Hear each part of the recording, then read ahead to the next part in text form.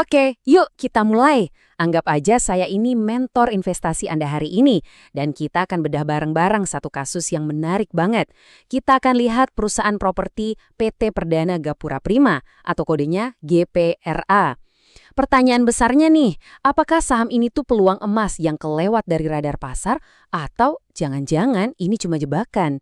Nah, mari kita pecarkan teka-teki ini. Coba, saya mau Anda bayangin ini dulu. Kira-kira mungkin nggak sih kita beli seluruh aset sebuah perusahaan, tanahnya, gedungnya, semuanya, tapi dengan diskon 67%? Kedengarannya kayak mustahil kan? Terlalu bagus untuk jadi kenyataan. Tapi percayalah, ini pertanyaan inti yang akan kita kupas tuntas hari ini. Dan ini dia angkanya, 0,33 kali. Ini adalah rasio price to book dari JPRA. Gampangnya gini, angka ini nunjukin kalau pasar itu cuma menghargai perusahaan ini sepertiga dari total nilai bersih asetnya. Jadi kalau nilai aset realnya 100, pasar cuma mau bayar 33. Nah inilah diskon besar yang bikin kita tertarik buat ngobrolin ini.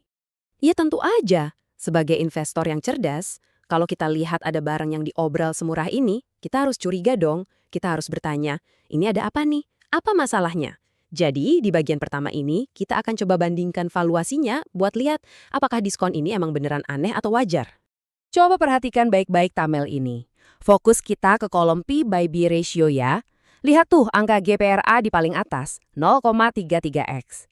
Sekarang coba deh bandingin sama pemain raksasa kayak Pani yang dihargai 5 kali lipat dari nilai bukunya, atau PWON yang ada di 0,72x. Kelihatan jelas banget kan, GPRA ini diperdagangkan dengan diskon yang dalam banget dibanding pemain-pemain besar lain di sektor yang sama. Oke, saham murah emang bikin ngiler. Tapi saham murah dari perusahaan yang nggak sehat itu namanya bencana. Jadi langkah kita selanjutnya adalah kita harus bongkar mesinnya si Jipria ini. Kita perlu periksa fundamental keuangannya sehat atau enggak. Angka pertama yang langsung bikin kita angkat alis, 58%. Ini adalah gross profit margin mereka untuk tahun 2025. Artinya apa? Dari setiap Rp100 pendapatan yang masuk, Rp58-nya itu jadi laba kotor. Angka setinggi ini nunjukin kalau operasional mereka itu efisien banget dan produk mereka punya nilai jual yang kuat. Ini sinyal bagus, tanda bisnis yang sehat. Tapi jangan seneng dulu. Kita harus selalu lihat dari dua sisi. Di balik margin yang tebal tadi, ternyata ada fakta kalau pendapatan mereka di 2025 itu turun 12,1% dibanding tahun sebelumnya. Nah, buat kita sebagai investor, ini semacam lampu kuning. Artinya, meskipun bisnisnya sangat menguntungkan, mereka lagi agak kesulitan buat naikin penjualan. Ini harus kita catat. Sekarang kita geser, kita intip neraca keuangannya. Dan di sini kita nemuin kekuatan lainnya. Rasio utang terhadap ekuitasnya cuma 0,38 kali. Angka ini rendah banget loh. Artinya perusahaan ini nggak suka ngutang. Mereka punya neraca keuangan yang kuat dan konservatif. Ibaratnya ini kayak bantalan pengaman yang tebal kalau kondisi ekonomi lagi nggak bagus. Nah, tapi disinilah tantangan utamanya kelihatan. Arus kas bebas atau free cash flow mereka itu minus. Hampir 48 miliar rupiah. Kenapa bisa minus? Karena mereka lagi jor-joran investasi buat proyek-proyek baru di masa depan. Coba bayangin gini, ini tuh kayak Anda lagi keluarin banyak uang buat bangun kos-kosan baru. Duitnya keluar sekarang, harapannya nanti ada pemasukan rutin di masa depan. Ini adalah risiko jangka pendek untuk sebuah potensi jangka panjang. Oke, jadi kondisi internal perusahaannya ada plus minusnya. Sekarang pertanyaannya adalah, ada nggak sih faktor dari luar yang bisa jadi angin pendorong buat perusahaan ini? Yuk kita lihat peluang-peluangnya. Dan ternyata angin pendorong terbesarnya datang langsung dari pemerintah. Ada sebuah kebijakan insentif pajak yang sangat menguntungkan buat pengembang properti dan ini bisa jadi katalis yang kuat banget buat GPRA. Kebijakan ini namanya PPN ditanggung pemerintah. Intinya pemerintah bilang, kamu beli rumah sampai harga 5 miliar, pajaknya saya yang bayarin. Nah, seperti yang Anda lihat, ini diperpanjang sampai 2027. Buat GPRA, ini artinya apa? Stok rumah mereka jadi lebih gampang laku, calon pembeli jadi lebih pede buat beli, dan ini ngasih kepastian permintaan buat beberapa tahun ke depan. Selain faktor dari luar, strategi internal mereka juga patut kita perhatikan. Mereka ini sadar dan lagi berusaha bertransisi dari yang tadinya cuma andelin penjualan rumah yang sifatnya sekali dapat, sekarang mereka mau bangun sumber pendapatan yang rutin, berulang dan lebih bisa diprediksi. Tentu aja bisnis inti jualan rumahnya nggak ditinggalin. Proyek kayak Botanika Cibubur yang Anda lihat ini jadi bukti nyata gimana mereka ngejalanin strateginya. Mereka bangun rumah modern yang target pasarnya jelas, kelas menengah.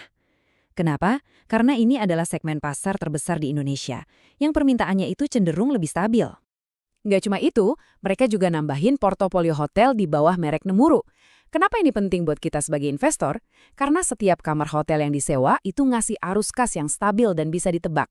Beda sama jualan rumah yang kadang laku, kadang sepi. Strategi ini bikin pendapatan perusahaan jadi lebih solid dan nggak terlalu berisiko. Oke, sekarang semua kepingan puzzle-nya udah kita kumpulin. Valuasi murahnya, kesehatan keuangannya, peluangnya, dan juga strateginya. Sekarang waktunya bagi kita sebagai investor untuk duduk tenang dan menimbang semuanya dengan kepala dingin. Nah, ini dia rangkumannya. Di sisi risiko, kita tahu ini saham kecil yang likuiditasnya terbatas. Arus kasnya lagi minus karena ekspansi dan pendapatannya sempat turun. Tapi, lihat di sisi potensi. Valuasinya murah banget, margin labanya super tebal, neraca keuangannya kuat karena utangnya dikit, plus ngasih dividen yang menarik di 4,81%.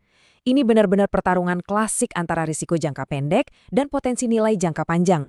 Ini dia bagian terakhir dari analisis kita, dan mungkin yang paling ditunggu-tunggu. Setelah menimbang semua itu, pertanyaan paling pentingnya adalah, jadi sebetulnya berapa sih nilai wajar dari perusahaan ini? Kutipan dari analisis ini ngejelasin argumennya dengan sangat baik. Intinya, harga saham yang rendah ini lebih karena kurangnya perhatian pasar, bukan karena kualitas operasional perusahaannya anjlok. Gampangnya, ini adalah argumen klasik permata tersembunyi. Aset bagus yang belum ditemukan sama banyak orang. Berdasarkan semua analisis yang udah kita lakukan, target harga wajar untuk GEPRA itu ada di rentang Rp150–170 per lembar saham. Coba deh kita bandingkan sama harganya sekarang yang masih di sekitar Rp100. Artinya, ada potensi kenaikan yang signifikan kalau pasar akhirnya sadar dan mulai menilai ulang saham ini. Jadi, sebagai mentor Anda, tugas saya sudah selesai. Saya sudah beberkan semua datanya. Kekuatannya, kelemahannya, peluang, dan juga resikonya. Tugas saya bukan untuk menyuruh Anda beli atau jual ya. Tugas saya adalah membekali Anda dengan data dan cara berpikir. Sekarang pertanyaannya saya kembalikan ke Anda. Dengan semua informasi ini, apakah GPRA adalah sebuah peluang tersembunyi yang cocok untuk portofolio Anda? Keputusan Anda di tangan Anda.